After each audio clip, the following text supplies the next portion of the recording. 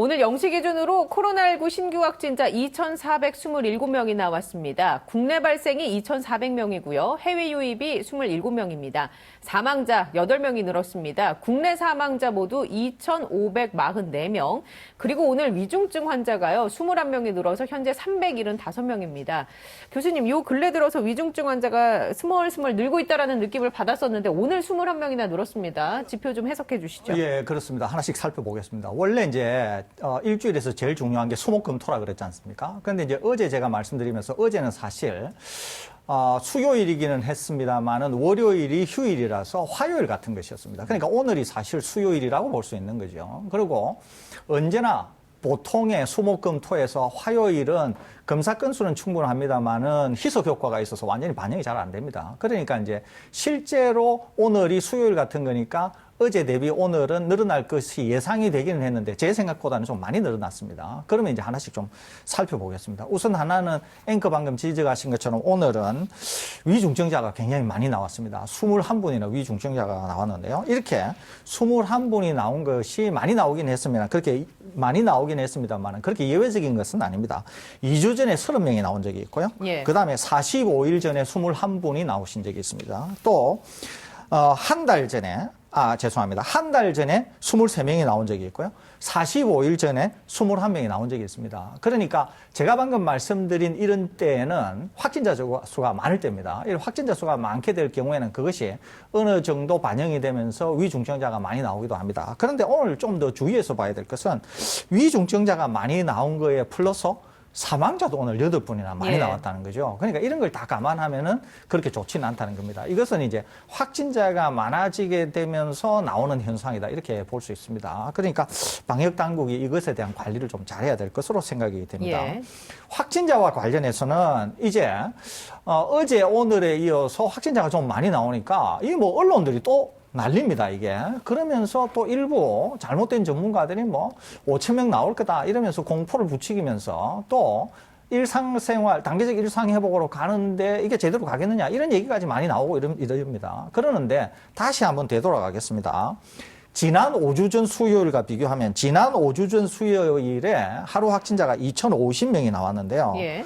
오늘하고 대비하면은 거의 한 380명 정도 오늘이 많다 이렇게 볼 수 있는 거죠. 또 4주 전으로 가봐도 4주 전에 하루 확진자가 2,080명 나왔습니다. 그러니까 오늘하고 비교하면은 오늘이 한 300여 분 더 많이 나왔다 이렇게 볼 수 있는 거죠. 어제하고 비교하면은 오늘은 400명 정도 많이 나왔다 이렇게 볼 수 있습니다. 그러는데 제가 말씀드린 것처럼 이번 주 수목금토가 중요하고 수요일 날 정도에 피크를 찍으면서 내려갈 가능성이 있다 그랬지 않습니까? 그러니까 오늘이 실질적으로는 목요일이지만 수요일 같은 거 그랬지 않습니까? 그러니까 오늘부터 다시 단계적으로 하락할 가능성이 있기 때문에 특별히 어떤 곳에서 대규모 집단 감염이 나오지 않는 한에는 지난 고점 대비, 그러니까 3,271명 고점 대비 오늘이 약 800명 정도 적은데 이 800명을 뚫고 올라가기는 현실적으로 어렵습니다. 네. 그렇기 때문에 오히려 점차 확진자 수는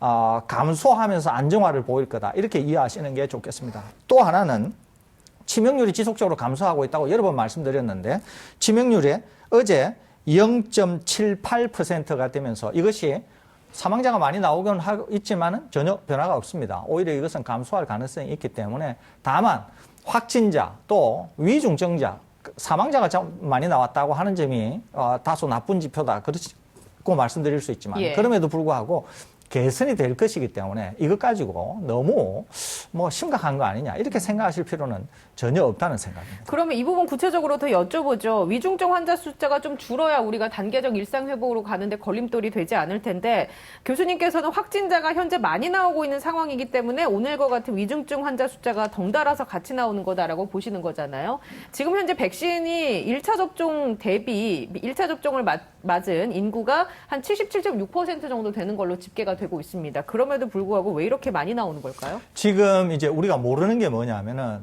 이 사망자 또는 위중증자와 관련해서 연령이나 백신 접종 여부, 분포 이런 것들이 이제 우리가 정보를 못 가지고 있습니다. 그러니까 이제 방역 당국이 이런 것들에 대해서 자세한 정보를 공개하면 좋은데 이런 정보가 가끔씩 공개는 됩니다. 그러는데 매일매일마다 접종, 비접종, 연령별 이런 것들이 이제 공개가 안 되고 있거든요. 그렇기 예. 때문에 이제 이분들이 위중증으로 빠진 것, 또 사망자들이 실제로 백신 접종 여부, 그러니까 1차, 2차 등등 백신 접종 여부가 어떻게 되는지, 연령이 어떻게 되는지 이런 걸 우리가 지금 모르고 있습니다. 그렇기 때문에 그런 점에서 좀 아쉬운 점이 있는데 우리 방송이 만일에 그런 정보를 알게 되면 예.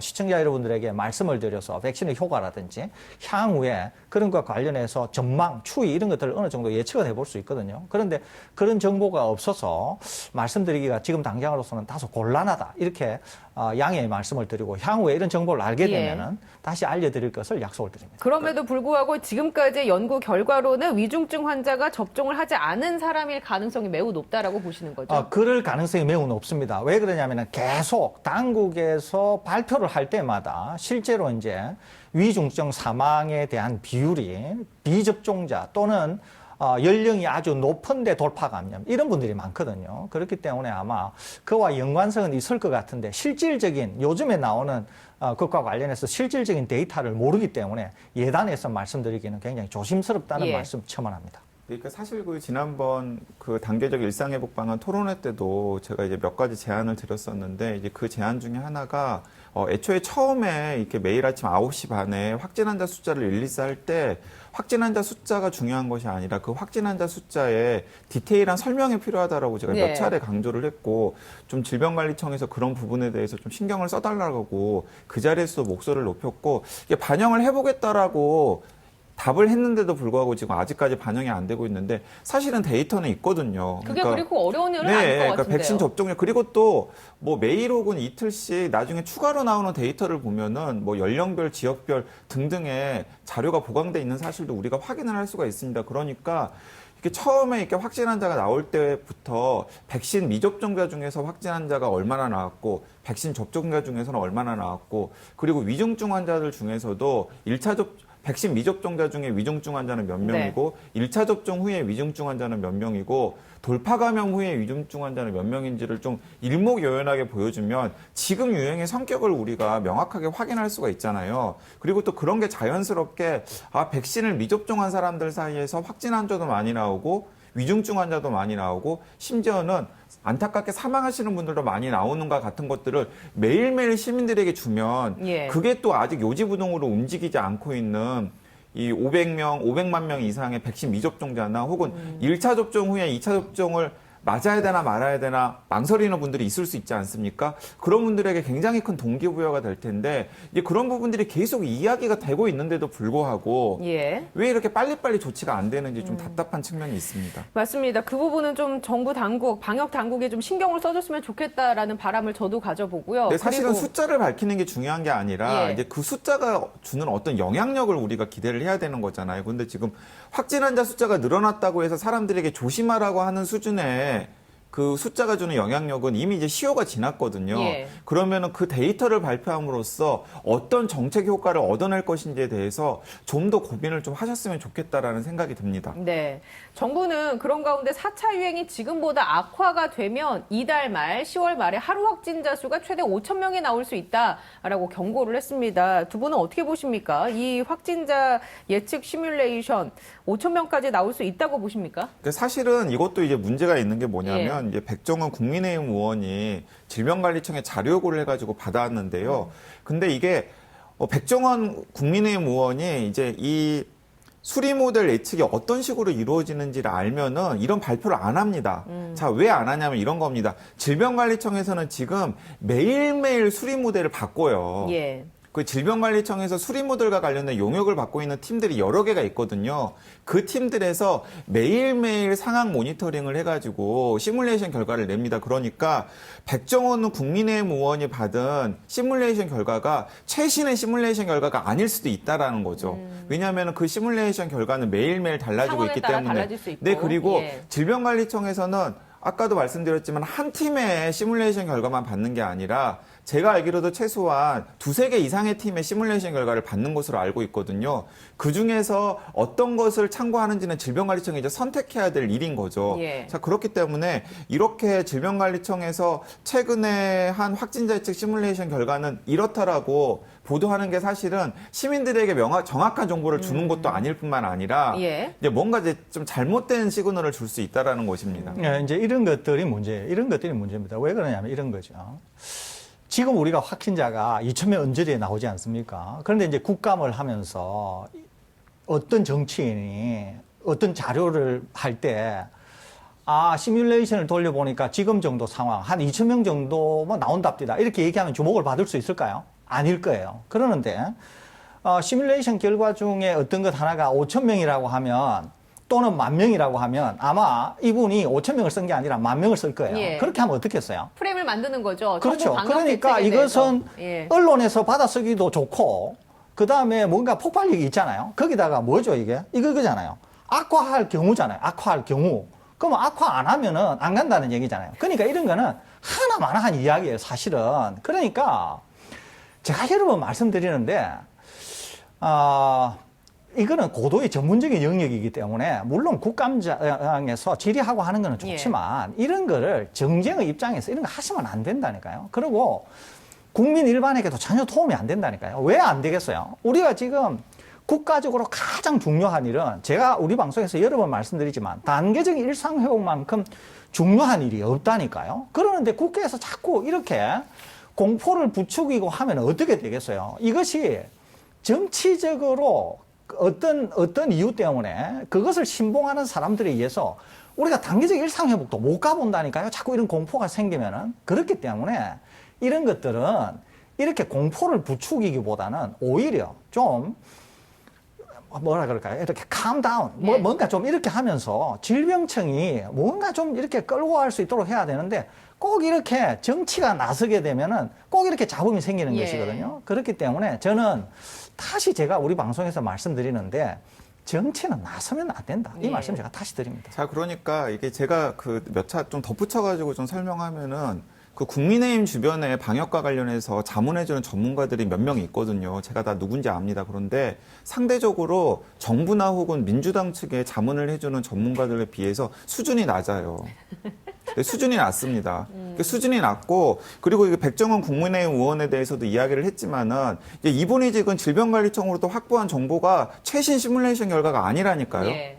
그러니까 어쨌거나 네, 최신 시뮬레이션 결과도 예. 아닙니다. 이제 그렇기 때문에 일단 수준 낮은 전문가들에 의해서 자문을 받고 있고 또 받을 수 있는 정보들도 최신 정보가 아닌데 그걸 이제 뭐 대단한 것이냐 이제 내놓은 거죠. 그러면 수준 이제 낮은 건 그러면 어떻게- 사실 시민들 입장에서만 손해를 보는 거예요. 예. 이렇게 업데이트가 안 된 정보를 국회의원을 통해서 전달받는 것도 사실은 문제이거니와 그리고 또 그 해석도 잘못이잖아요. 왜냐하면 주변에 수준이 낮은 전문가들밖에 없으니까. 자, 이제 이런 부분들이 이제 문제가 있는 겁니다. 근데 민주당 같은 경우에는 이런 부분은 약간 달라요. 민주당 같은 경우, 예를 들어 최근에 그 민주당의 한 국회의원이 저한테 그 민주당의 방역과 관련해서 이 자문을 해주는 자문위원 명단에 이름을 좀 올려달라고 요청을 했더라고요. 그래서 제가 저 조국 흑서저자인데 괜찮겠어요라고 이제 물어봤어요. 그랬더니 아니 방역에 여가 어디 있고 야가 어딨냐. 신뢰할 수 있을 만한 전문가면은 두루두루 다 의견을 듣는 게 맞는 거죠라고 이야기를 하더라고요. 그게 맞는 자세거든요. 예. 그러니까 이게 답답한 거죠. 그러니까 거기에다가 더 문제는 뭐냐면 백정원 국민의힘 의원은 아마 이런 5,000명 내외 유행이 악화될 때 5,000명 내외 숫자를 들이대면서 이래가지고 위드 코로나 할 수 있겠습니까? 뭐 이런 식으로 질의를 하려고 지금 그렇죠. 이 자료를 내놓았을 예. 겁니다. 근데 이건 국민의힘의 대선 주자들이나 혹은 국민의힘의 뭐 오세훈 서울시장 같은 사람들과도 입장이 다른 거예요. 그분들이 계속 이야기하는 게 뭐냐면 민주당이나 문재인 정부는 정치 방역했기 때문에 소상공인이나 자영업자들을 예. 괴롭히고 있다라고 계속해서 이야기를 하고 있는데 그러면은 위드 코로나 해야 된다라고 주장을 해야 되는 거잖아요. 그러니까 자기 안에서도 고민을 안 하고 수준 낮은 전문가들한테 자문을 받으니까 엇박자가 자꾸 나는 거예요. 그 수준 낮은 전문가라고 판단하신 근거는 있으세요? 왜냐하면 저희는 모르니까 명단이나 이런 걸 모르는 상태잖아요. 네, 뭔가 본인의 의견이십니까? 네, 제 의견이라고 하죠. 예, 네. 알겠습니다.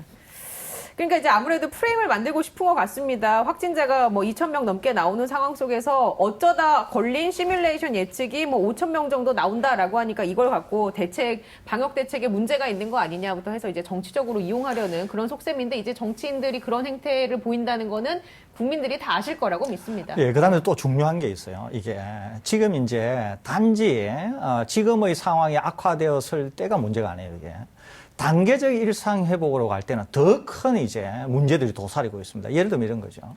단계적 일상 회복을 가게 되면 말 그대로 단계적이기는 하지만은 일상 회복한다는 거잖아요. 그러면은 이제 여러 가지 제한 조치가 완화가 될 거거든요. 실내외 모임, 규모, 마스크 등등 해서 다 완화가 될 거예요. 그러면 어떻게 될까요? 확진자는 더 늘어날 수밖에 없어요. 이건 필연적입니다. 이거는. 다른 나라 사례도 그렇고요. 그렇습니다. 예. 늘어날 수밖에 없습니다. 그러는데 제 개인적으로는 어떻게 보고 있냐 하면은 우리나라에서는 그렇게 늘어나지 않을 거라고 저는 보고 있어요. 두 가지 이유 때문인데요. 하나는 우리나라는 단계적 일상 회복을 시작할 때 백신 접종률이 이미 높은 상태에서 시작한다는 거예요. 두 번째는 우리 국민들께서는 단계적 일상 회복을 하시더라도 여전히 마스크를 잘 착용하실 거라는 거예요. 그러니까 제 전제가 만일에 그렇기 때문에 우리나라에서는 단계적 일상 회복을 하더라도 우려와는 달리 다른 나라에서 보는 것과는 달리 확진자가 많이 늘어나지 않을 거라는 거예요. 그런데 늘어날 개연성은 있는 거죠. 다만 제 전제가 틀리려고 하면 제 전망이 틀리려고 하면 뭐가 돼야 되냐 하면은 국민들이 그냥 마스크를 안 하게 되면 예. 진짜 많이 늘어날 거예요. 이게 많이 늘어날 거예요. 이거는 뭐 어쩔 수 없이 늘어날 거예요. 돌파 감염이든지 뭐든지 늘어날 수밖에 없습니다. 그러니까 이런 것들을 이제 전망을 해야 되는데 그러지 않고 이렇게 얘기할 수 있어요. 단계적 일상 회복을 가면은 앞으로 봐봐. 확진자가 늘어날 거라니까 10,000명, 20,000명씩 늘어날 거야. 다른 나라에서 보는 것처럼. 영국 얘기하겠죠. 그런데 영국은 어땠다고요? 마스크를 일시에 다 벗었잖아요. 그러는데 우리와 다른 상황을 얘기는 하지 않고 영국이 단계적 일상 회복으로 갈 때 전 국민 대비 접종률이 거의 60% 언저리, 60%가 좀 안 됐을 예. 때 시작을 했어요. 그러니까 우리하고는 사정이 다르다는 거예요. 그리고 영국은 인구가 우리보다 많기 때문에 더더구나 백신 접종을 하지 않은 사람들이 많았다는 거죠. 그런데 영국을 얘기하면서 영국이 뭐 단계적 일상 회복을 하면서 환자가 엄청나게 늘어나 이런 얘기 할 가능성이 있다는 거죠. 그런데 제가 말씀드렸잖아요. 우리하고 사정이 다르고 우리는 마스크 이런 것들이 있기 때문에.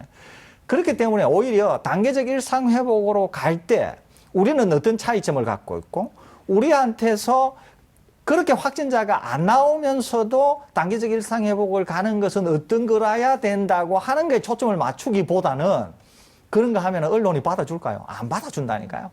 그러니까 우선 내지르고 보는 거죠. 예. 단계적 일상 회복하면 우리도 영국 대비 인구가 뭐 그렇게 별로 차이가 안 나니까 하루에 뭐 4-5만 명씩 나올 수 있다니까 이렇게 할 수 있다는 거예요. 예. 그러면 어떻게 되겠어요? 단계적 일상 회복을 가보지도 못한다니까요, 이게. 그럼에도 불구하고 영국은 그런 사례가 있음에도 불구하고 주춤함 없이 정부가 앞으로 나아갔잖아요. 그렇습니다. 근데 우리 정부는 영향을 받을 가능성도 있다라고 보시는 거죠. 그러니까 저는 예. 권 보건복지부 장관이 제가 얼마 전에 우리 방송에서 얘기했잖아요. 잘하고 계신다. 그 말씀을 했잖아요. 추석 때 많이 나왔을 때 제가 그때도 지금의 우려와 같은 거를 예. 얘기를 했는데 권 보건복지부 장관이 뭐라 그러셨죠? 단계적 일상 회복은 정부가 정해둔 일정에 따라서 간다. 그래서 제가 우리 방송에서 잘하고 계신다고 제가 칭찬한 적이 있잖아요.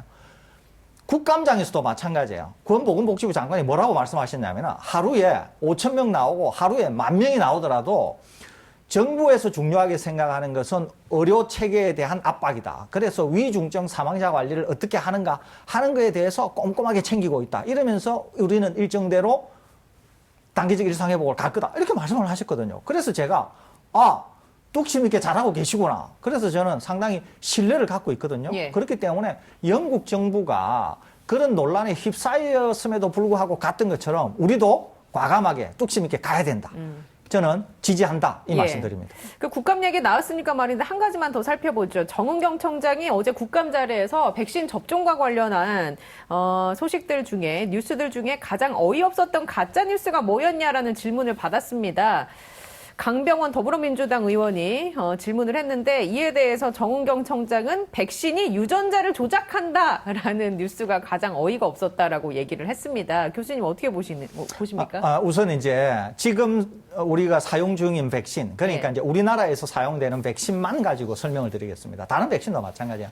첫째 하나는 화이자 백신이 있고 모더나 백신이 있죠. 그다음에 얀센 백신이 있고 아스트라제네카 백신 크게 4백신이 있습니다. 아직 이제 안 나온 거는 있는데 단백질 백신도 있을 수 있어요. 그러니까 뭐 크게는 5종류가 있다고 볼 수 있습니다. 그러니까 2개가 mRNA 백신이죠. 용량만 다를 뿐. 그다음에 하나는 2개는 기술이 같습니다. 아데노바이러스라고 하는 게 같습니다. 그런데 지금 정은경 청장이 말씀하신 거는 뭐냐 하면은 백신을 투여를 하게 되면 백신 물질이 어떤 변형을 일으켜서 우리 유전체에 변형을 일으킨다. 이건 조금 더 전문적으로 얘기하면은 백신 물질이 변형을 일으킨 다음에 이것이 우리 유전체에 끼어 들어간다. 이 얘기거든요. 그러는데 mRNA 백신은 우리 유전체에 끼어 들어가려고 하면 이것이 DNA로 바뀌어야 됩니다. 이제 대표적인 게 에이즈 바이러스라고 볼 수 있는데요. 에이즈 바이러스는 RNA로 되어 있습니다. 그런 다음에 바이러스가 가지고 있는 리버스 트랜스크립테이즈라고 하는 효소에 의해서 DNA로 바뀐 다음에 그 DNA에 HIV 바이러스, 에이즈 바이러스가 우리 유전체에 아무 곳이나 끼어갈 수가 있습니다. 이거를 랜덤 인테그레이션이라 그러는데 이러면서 각종 형태의 돌연변이를 만들 수 있습니다. 그러는데 에이즈 바이러스는 어떻게 생겼냐면은 에이즈 바이러스는 이렇게 생겼고 자기의 유전체인 RNA를 가지고 있는데 이 바이러스 안에 리버스 트랜스크립테이즈라고 하는 걸 가지고 있어요. 그리고 그 리버스 트랜스크립테이즈라고 하는 걸 이용해서 DNA로 전환이 됩니다. 그런 다음에 끼어 들어가는 그러니까 거거든요. 세포 자체 특성이 그런 성향을 가지고 있다. 바이러스가 그런 예. 속성을 갖고 있어요. 그런데 지금 mRNA 백신은 어떻게 되어 있냐면은 리포솜이라고 하는 거 안에 RNA가 들어가 있는데 mRNA 또는 RNA가 들어가 있는데 여기 안에는 리버스 트랜스크립테이즈가 없어요. 그러면 가능성이 없겠네요. 그렇기 때문에 이것이 DNA로 전환이 되어서 끼어 들어갈 수가 없습니다. 동시에 우리 세포 안에 리버스 트랜스크립테이즈가 아주 미량, 극미량으로 있기는 하지만 이것은 세포질의 이것은 우리 세포 안에 있는 위치가 다르기 때문에 백신이 들어가가지고 그 백신 물질이 DNA로 된 다음에 핵 안으로 들어가서 유전체에 끼어 들어갈 가능성은 없다고 봐야 돼요. 생물학적으로 없어요. 지금의 지식으로는 없습니다.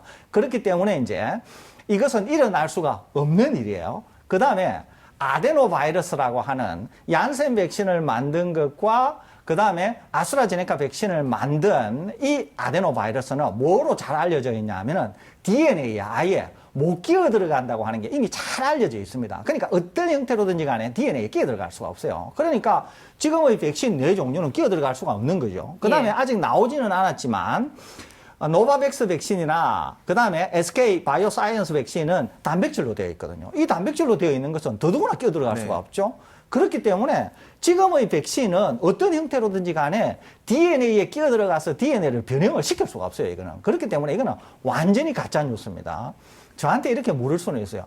야, 지금 모르는데 나중에는 그럴 수 있지 않느냐, 이렇게 물을 수 있거든요. 그것은 하나마나한 이야기예요. 그러니까 1 더하기 1은 지금은 2인데 나중에 3이 될 수 있다. 이런 얘기 하시면 안 됩니다. 그렇기 때문에 그것은 나중의 이야기이기 때문에 그런 얘기를 하시면 안 돼요. 그런 하나마나한 이야기를. 그러니까 이제 정은경 청장께서 이게 전혀 말이 안 되는데 왜 이런 게 논란이 되나 이렇게 상당히 어이없어 하신다는 거죠. 그러니까 그런 점을 이해하시면 돼요. 정은경 청장이 백신의 유전자 조작한다라는 내용을 꼽은 저는 이제 사정도 조금 짐작이 되는데요. 이 뜻밖에도 의사들 중에서도 이런 얘기를 하는 사람들이 많더라고요. 유튜브를 통해서 혹은 사적인 자리에서. 그러니까 저도 몇 차례 들었거든요. 그래서 그냥 웃고 말거나 아니면은 절대로 그렇지 않습니다라고 이야기를 한 적이 있는데 정은경 청장도 의과대학 출신이지 않습니까? 그러니까 분명히 의과대학 동기들이나 이런 사람들 중에서 뭐 톡이라든지 이런 걸 통해서 야, 지금 정부에서 주는 백신은 유전자 조작의 위험이 있다던데 그거 사실이냐 이런 질문을 여러 사적인 경로, 공적인 경로로 분명히 받으셨을 거예요.